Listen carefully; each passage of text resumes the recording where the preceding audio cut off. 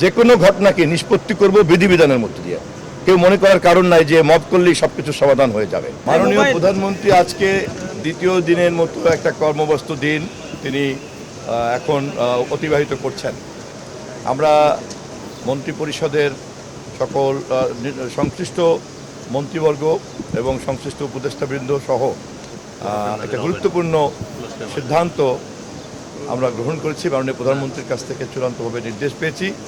আপনারা জানেন যে আমাদের বহুল প্রচারিত যে প্রতিশ্রুতি ফ্যামিলি কার্ড, আমরা ইনশাল্লাহ এই মাস থেকেই ঈদের আগেই আমরা আমাদের এই ফ্যামিলি কার্ড বন্টনের কাজ বাস্তবায়ন শুরু করব ইনশাল্লাহ। I am Ox. কারণ এটা আমাদের নির্বাচনী ওয়াদার মধ্যে সবচেয়ে গুরুত্বপূর্ণ ওয়াদা এবং বাংলাদেশের প্রতিটি পরিবারের নারী সদস্য পর্যায়ক্রমে এই ফ্যামিলি কার্ড পাবেন। এছাড়াও আজকে আমরা অন্যান্য যে কর্মসূচি আমাদের মাননীয় প্রধানমন্ত্রী অতিবাহিত করেছেন আজকে দিনের ব্যস্ততার মধ্যে, আপনারা জানেন প্রতিরক্ষা বাহিনীর 3 বাহিনীর প্রধান দেখা করেছেন, তিনি গতকালকেই সচিবদের সঙ্গে কথা বলেছেন এবং আজকে আরও আবার পরবর্তীতে 2টোর সময় বৃক্ষরোপণ সংক্রান্ত আমাদের আবার মন্ত্রী পরিষদের বৈঠক আছে। ফলে গতকালকে এবং আজকে মিলিয়ে ইতিমধ্যেই আমাদের প্রতিশ্রুতির বেশ কিছু কাজে মাননীয় প্রধানমন্ত্রীর নেতৃত্বে আমরা হাত দিতে পেরেছি। জাতির কাছে আমরা এই কর্মসূচিগুলি বাস্তবায়ন করার ক্ষেত্রে দোয়া চাই এবং আপনাদেরও সহযোগিতা চাই। সংখ্যাটা কিরকম হতে পারে? কোন এলাকায় অগ্রাধিকার দিয়ে কার্ডগুলো দেওয়া হবে? এই বিষয়গুলিকে চূড়ান্ত করার জন্য একটা ছোট্ট কমিটি গঠন করা হবে মাননীয় অর্থমন্ত্রীর নেতৃত্বে এবং তারা আগামী কয়েকদিনের মধ্যেই এ বিষয়ে একটা চূড়ান্ত কর্মপরিকল্পনা এবং দিক নির্দেশনা দিবেন বাস্তবায়নের জন্য।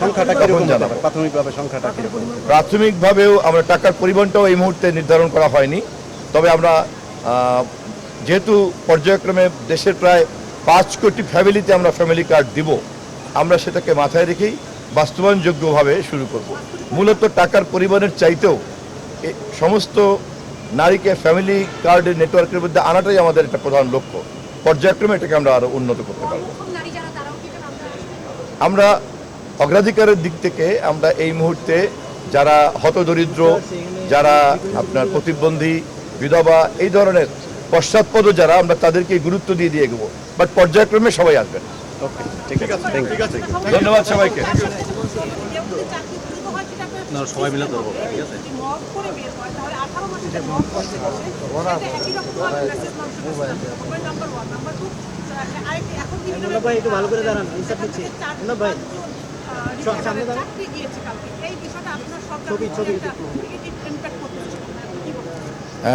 আমি নিজেও গতকালকে সন্ধ্যার দিকে ঘটনাটা শুনেছি এবং এটা একটা দুঃখজনক ঘটনা।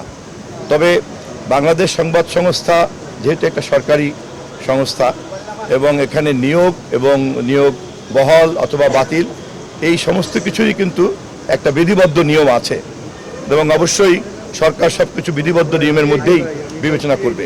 ঘটে যাওয়া যে দুঃখজনক ঘটনা সেটাও আলাপ আলোচনার সাপেক্ষে আমরা বিধান অনুযায়ী সমাধান বের করব বাসাসের ব্যাপারে।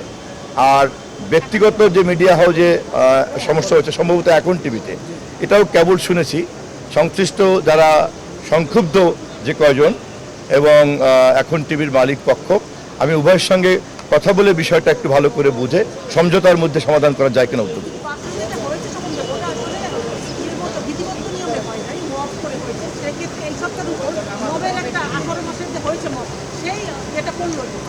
আমি সেটাই বলছি যে ঘটে যাওয়া ঘটনা সম্পর্কে আমি কোনো মন্তব্য করছি না, কিন্তু যে কোনো ঘটনাকে নিষ্পত্তি করব বিধিবিধানের মধ্য দিয়ে।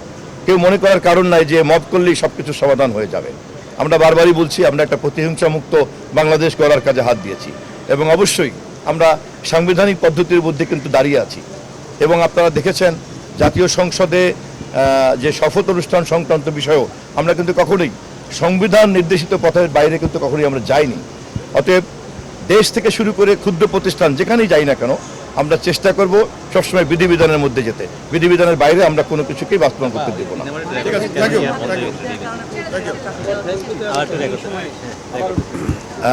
যদি ব্যক্তিগত কোনো প্রতিষ্ঠান কাকে চাকরি দিবেন কাকে চাকরি দিবেন না, কার চাকরি তারা রাখবেন কার চাকরি তারা রাখবেন না, এটা সম্পূর্ণই তাদের ব্যাপার।